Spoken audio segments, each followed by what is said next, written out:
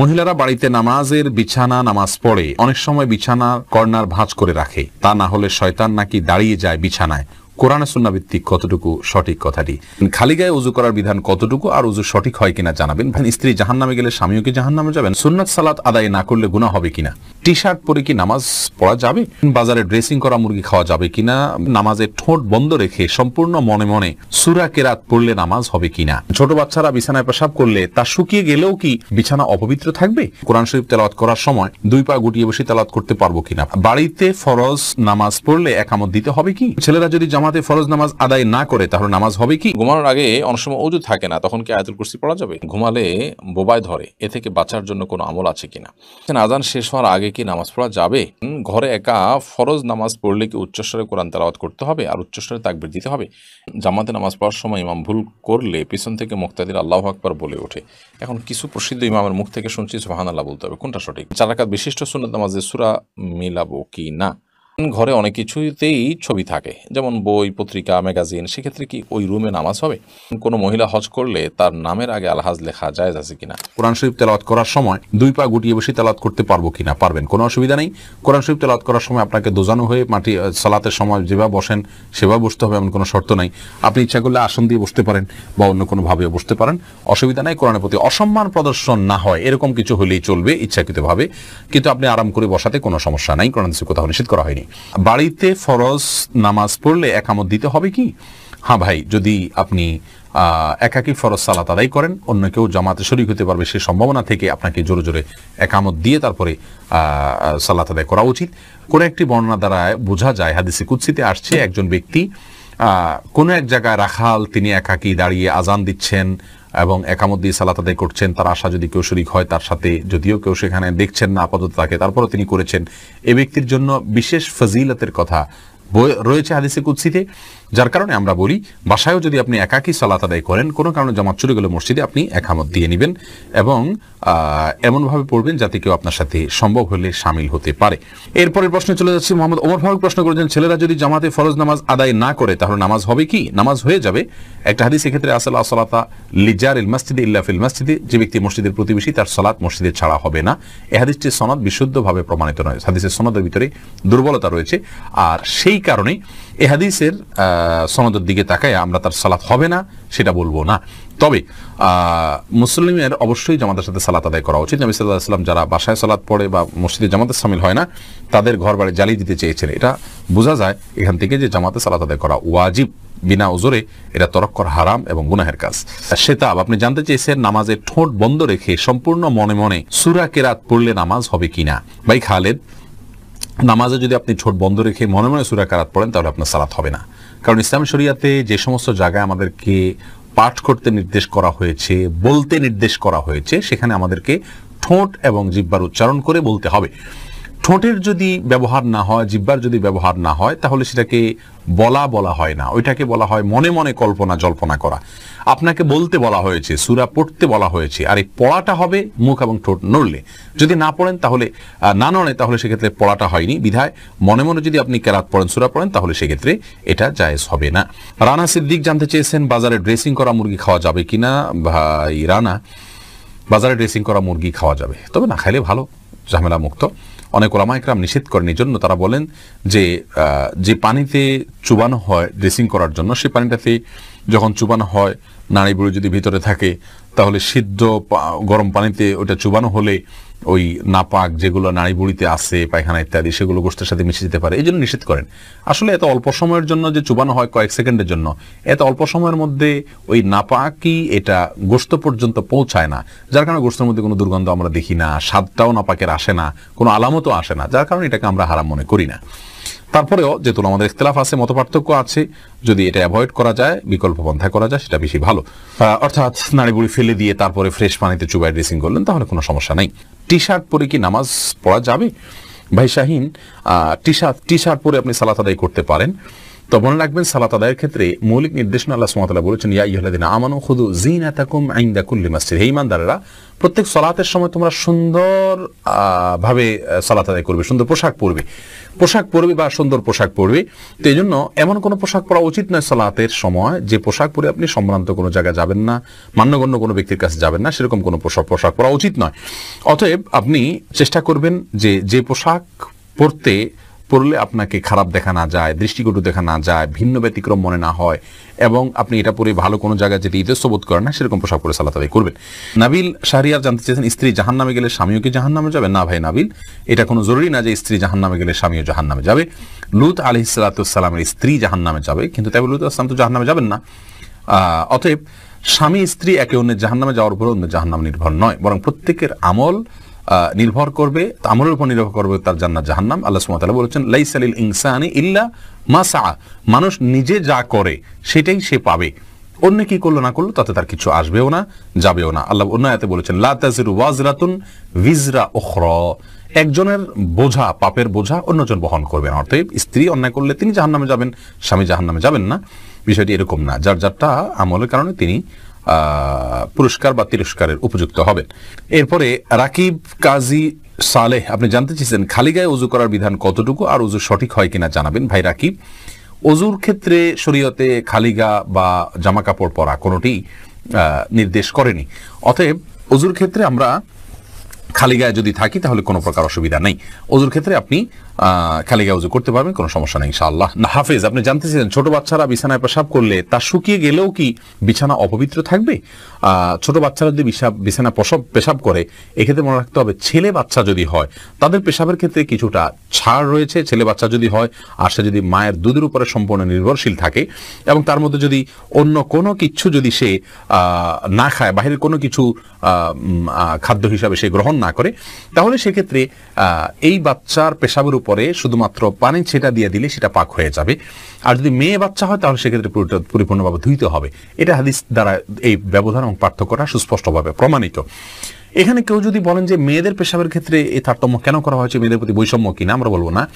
মেয়েদের পেশাব হয়তো তার ভেতরে কোনো এমন কোনো দিক রয়েছে পেশাবের যেটা হয়তো আমরা এখনো জানি না, অথবা বিজ্ঞানী হয়তো জানতে পারেন, যার কারণে এটা ধোয়াটা জরুরি করা হয়েছে। সেটাতে দুর্গন্ধের বিষয় থাকুক অথবা অন্য কোনো ক্ষতিকর কোনো কিছু থাকুক যেটা আমাদের কাছে অজানা, কিন্তু ইসলামী শরিয়াত নির্দেশ করেছে, নিশ্চয়ই এর ভিতরে কোনো না কোনো কল্যাণ আছে। আমরা দেখি ইসলামী শরিয়াত নির্দেশকে পালন এবং মান্য করার ভেতরেই কল্যাণ নিহিত আছে। রাকিব হাসান প্রশ্ন করেছেন, সুন্নাত সালাত আদায় না করলে গুনাহ হবে কিনা?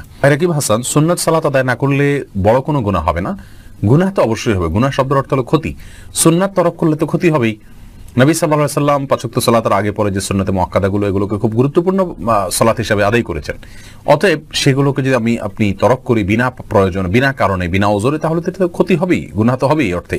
কিন্তু গুনাহ বলতে কবিরা গুনাহ, বড় কোনো পাপ যেটা কারণে শাস্তির সম্মুখীন হইতে হবে, এরকম কোনো গুনাহ হবে না। কারণ এটি ফরজ বা ওয়াজিব নয়, আর ফরজ ওয়াজিব না হলে সেটা তরক করলে বড় কোনো গুনাহ হয় না। বিনা কারণে এটা না ছাড়াই উচিত, মুসলমান সুন্নাহকে তরক না করাই উচিত। কিন্তু যদি কোনো কারণে মাঝে মধ্যে ছাড়ে তাতে কোনো অসুবিধা হবে না ইনশাআল্লাহ বিইذনিল্লাহ। সিয়াম মিয়া আপনি লিখেছেন, জামাতে নামাজ পড়ার সময় ইমাম ভুল করলে পিছন থেকে মুক্তাদির আল্লাহু আকবার বলে ওঠে। এখন কিছু প্রসিদ্ধ ইমামের মুখ থেকে শুনছি সুবহানাল্লাহ বলতে হবে, কোনটা সঠিক? ভাই সিয়াম, অবশ্যই আপনি যেটা ইদানিং শুনছেন ইমাম থেকে বলেছেন সেটি সঠিক, কারণ হাদিসে নবী সাল্লাল্লাহু আলাইহি ওয়াসাল্লাম এটিই বলেছেন, আত-তাসবিহু লিরিজালি ওয়াত-তাসফিকু লিন-নিসা। নামাজের মধ্যে ইমাম সাহেবের ভুল হলে যারা পুরুষ তারা তাসবিহ পড়বেন, সুবহানাল্লাহ বলে উঠবেন। সুবহানাল্লাহ এর শব্দের অর্থই হলো আল্লাহ পবিত্র। এটা আশ্চর্যের সময় মানুষ বলা হয়, যারা ইমাম সাহেব এটা কী করছেন, এই টাইপের বিষয়। আল্লাহু আকবার হলো বড় কোনো অর্জন হয়ে গেলে ইতিবাচক ইয়েতে সাধারণত আল্লাহু আকবার ব্যবহার হয়ে থাকে। অতএব এখানে আল্লাহু আকবার না বরং সুবহানাল্লাহ বলা উচিত, সেটি হাদিসের নির্দেশনা। আল্লাহু আকবার চলে আসছে আমাদের সমাজে কোনোভাবে, তো শুদ্ধটারই চর্চা আমাদের করা উচিত। এরপর এম কে করিম লিখেছেন, আজান শেষ হওয়ার আগে কি নামাজ পড়া যাবে? আজান শেষ হওয়ার আগে আপনি নামাজ পড়তে পারেন, তবে আজান যখন শুরু হয়ে যায় তখন আজানের জবাব দেওয়াতে মগ্ন হওয়া উচিত, যেন আজানের জবাব দিয়ে শেষ করে তারপর আপনি নামাজ পড়তে পারেন, সেটা বেশি উত্তম। তবে আজান চলাকালীন সময় যদি আপনি নামাজ শুরু করে দেন তাতে নামাজ হয়ে যাবে, কারণ আজানের জবাব দেওয়াটা ফরজ কিংবা ওয়াজিব নয়। ফাহিম কাউসার লিখেছেন, কোনো মহিলা হজ করলে তার নামের আগে আলহাজ লেখা জায়েজ আছে কিনা? নামের আগে আলহাজ পুরুষের জন্য লেখা যেখানে উচিত না, সেখানে মহিলার জন্য কারণ লিখতে যাবে? একই কথা, পুরুষ মহিলা কারোর জন্য এটা শোভনীয় নয় যে তিনি হজ করেছেন সেটি তার নামের আগে লিখে রাখবেন। এটি তার এখলাস এবং তার যে নিয়তের ব্যাপারটা আছে সেটা নিয়ে রীতিমতো ধোঁয়াশা তৈরি করে। এই জন্য এটা না করা উচিত। এবাদতবন্দেগী এটা মানুষের কাছে বলে বেড়ানো সারা জীবন ধরে এরকম কোনো বিষয় নেই। হ্যাঁ, প্রসঙ্গ তো আসলো, ওখানকার কোনো ঘটনা বললো, সেটা ভিন্ন বিষয়। বাট আপনার আলহাজ, আপনার এই উপাধি এটা সেটে নিজেকে হজ করেছেন সেটি জাহির করা অবশ্যই গুনাহের কথা। বুলবুল তানিম আপনি জানতে চেয়েছেন, মহিলারা বাড়িতে নামাজের বিছানা নামাজ পড়ে অনেক সময় বিছানার কর্নার ভাঁজ করে রাখে, তা না হলে শয়তান নাকি দাঁড়িয়ে যায় বিছানায়, কোরআন সুন্নাহ ভিত্তিক কতটুকু সঠিক কথাটি? ভাই বুলবুল, বাড়িতে নামাজের বিছানা নামাজ পড়ার সময় কর্নার ভাঁজ করে রাখা, শয়তান দাঁড়াবে সেই ভয়ে, এটা কুসংস্কার। এর সাথে ইসলামের শরীয়তের কোনো সম্পর্ক নাই।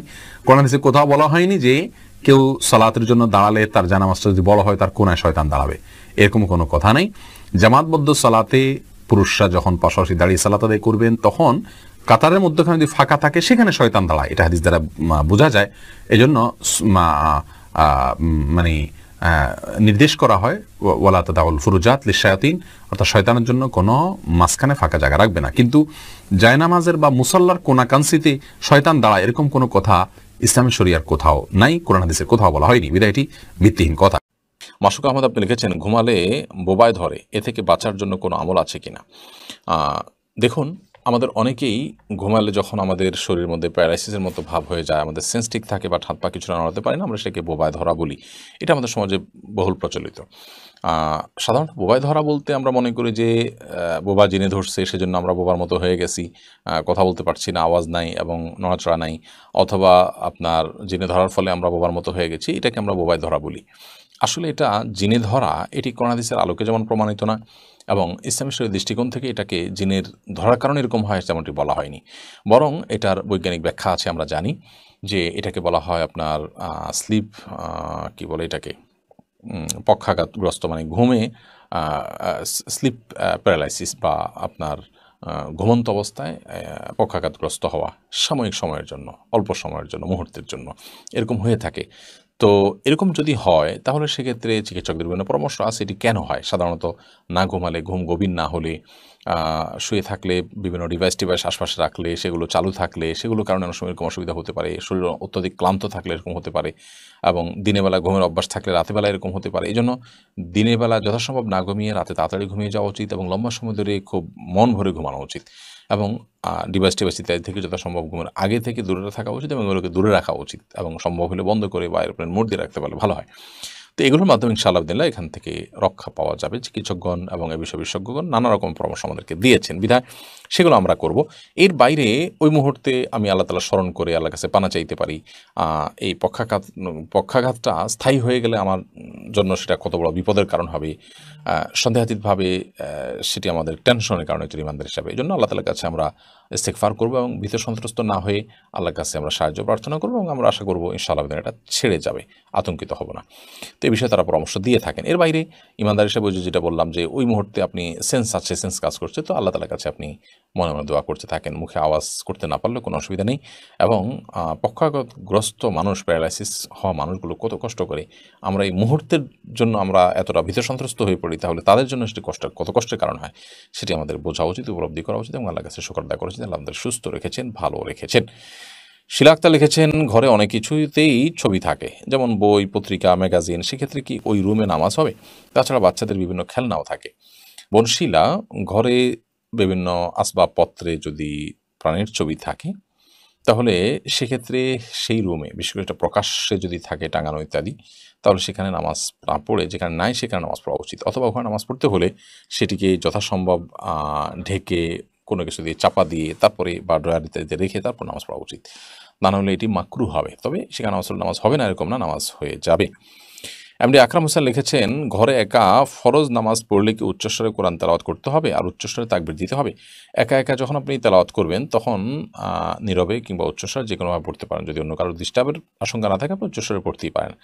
আর তাকবীর বিষয় যেটি, সেটা হলো যে আল্লাহু আকবার সরি আপনার নামাজের কথা আপনি বলছেন। নামাজ যখন পড়বেন তখন উচ্চস্বরে কোরআনে কারিমের তেলাওয়াত আপনি রাতের বেলা নামাজ হলেও করতে পারেন, আবার চাইলে নীরবেও পড়তে পারেন। দিনের বেলা নামাজ তো ডেফিনেটলি আপনাকে আস্তে পড়তে হবে এবং তাকবীরগুলো আপনি উচ্চস্বরে দিবেন, সেই সাথে একামত দিবেন। একামত দিয়ে ইমামের যেভাবে নামাজ পড়ায় ঠিক ওইভাবে আপনি নামাজ পড়বেন। উদ্দেশ্য হলো অন্য কেউ যেন আমার তাকবীর শুনে, আমার একামত শুনে আমার সাথে এসে শামিল হয়, যোগ দেয়, এমনকি নফল নিয়তে এসে যোগ দিলেও আপনি জামাতের সওয়াব পেয়ে গেলেন। সেই উদ্দেশ্যে আপনি এটি করতে পারেন। সুমন আহমেদ আপনি লিখেছেন 4 রাকাত বিশিষ্ট সুন্নত নামাজে সূরা মিলাবো কি না? জি, সুন্নত নামাজ হলে যে সূরা মেলানো লাগবে না ব্যাপারটা সেরকম না। সুন্নত নামাজেও সূরা মিলাবেন। আব্দুল সাত্তার লিখেছেন ঘুমানোর আগে অনেক সময় অজু থাকে না, তখন কি আয়াতুল কুরসি পড়া যাবে? অবশ্যই পড়া যাবে। আয়াতুল কুরসি পড়ার জন্য অজু করা জরুরি না। মুখস্থ তেলাওয়াত করতে হলে অজু আবশ্যক না। বিধায় আপনি অবশ্যই ঘুমানোর আগে অজু না থাকলে আয়াতুল কুরসি কেন 3 কুল কোরআন কারীমের অন্যান্য সূরাও আপনি পাঠ করতে পারবেন।